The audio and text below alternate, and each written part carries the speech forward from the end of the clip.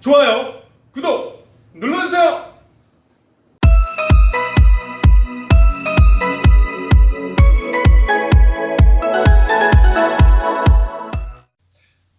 제대로 알고 내 집 마련하기 위해 시청해주시는 우리 시청자 여러분, 안녕하십니까? 친절아빠 이충훈입니다.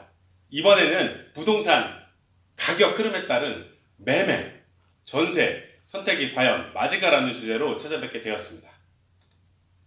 부동산 가격의 상승과 하락에 대한 일반적인 관점으로 보면 부동산 가격이 하락할 것으로 예측을 하면 전세가 옳다. 부동산 가격이 만약에 상승할 것으로 보면 매매가 옳다.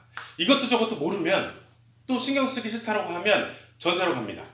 전세를 선택한 심리를 조금 더 보면 일단 처음이니까 안전하게 라는 심리가 깔려 있습니다. 또 매매의 심리를 보면 오르던 내리던 간에 우리 가족이 행복하게 살겠다는 심리가 있습니다. 과연 시장의 가격의 변동이 있을 때 우리가 생각한 것이 맞을지 알아보고 전세, 매매 시 주의점까지 보도록 하겠습니다.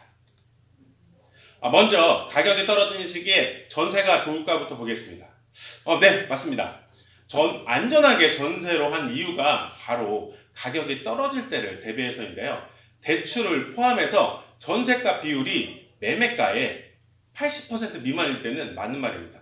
하지만 전세가의 비율이 80%를 넘어간다면 문제는 달라질 수 있습니다. 심지어 90%라면 그때는 가격이 떨어진다면 바로 깡통 전세가 됩니다. 안전하게 하기 위해서 전세를 했는데 오히려 더 불안해질 수 있습니다. 따라서 전세로 하신다면 반드시 매매가의 전세가 비율을 점검하셔야 합니다. 신축 빌라나 아파트 전세가 비율이 90% 정도 되는 전세 매물도 있으니 꼭 주의를 하셔야 됩니다. 가격이 떨어질 때 내 집 마련하는 경우는 어떨까요? 매매가의 평균 5%만 떨어져도 온 나라가 난리가 납니다. 하지만 내가 사는 집이 가치가 떨어져도 사실상 사는 데는 아무런 영향이 없습니다. 기분은 나쁘지만 사실 아무 일도 일어나지 않습니다. 여지껏 우리는 가격이 오르던 내리던 간에 사는 것과는 아무런 영향 없이 살아왔습니다. 결국 중요한 것은 1주택을 오래오래 보유하는 것입니다. 따라서 오래오래 보유하면 반드시 가격은 회복이 됩니다. 그럼 가격이 떨어질 때를 정리해 드리겠습니다. 첫째, 전세도 전세가 비율이 80%를 넘어섰을 때 매매 가격이 떨어지면 문제가 발생해야 합니다. 전세 세입자와 그 집을 투자한 주인이 둘 다 손실이 생기게 됩니다.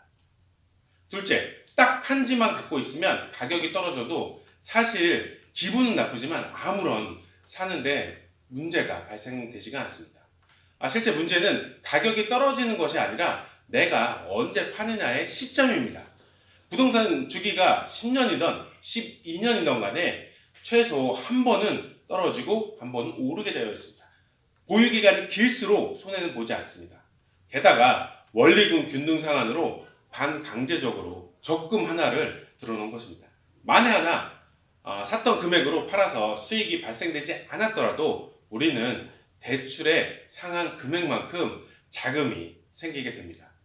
주택 보유 시 우리에게 실질적인 영향을 미치는 것은 바로 대출 금리입니다. 다음 추천 영상은